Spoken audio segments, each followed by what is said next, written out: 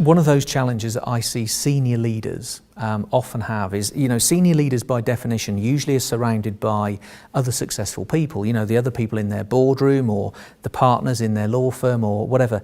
They are going to be people by definition who have their own mind, their own opinions, usually their own ego to accompany it, their own agendas, their own self-interest. And so the question usually is, how do you galvanise that team and get them heading in the same direction? Leaders don't dictate leadership, followers do. Followers choose who they're going to follow. That's the truth of it. And no matter what we put in our organisational chart and which lines we draw and who's reporting to who, we still decide who we follow or not. Emotionally, we decide who we follow. Why would people choose to follow you? And why would they choose to follow your leaders? We've got to understand then that if they're choosing, leadership works through influence.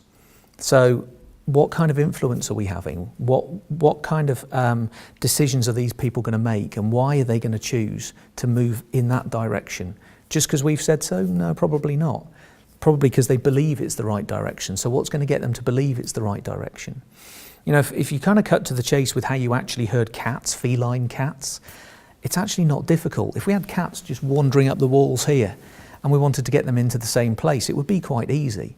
If we took away the food for 12, 24 hours and then put a big bowl of food in that corner, there's a very good chance they would independently choose to go in that direction of their own free will, of their own accord, because it served their own self-interest. Equally, if we opened up a little cat-shaped hole in the corner of that room and introduced a pack of wolves from this corner, there's a good chance they would independently opt to go into that corner of the room.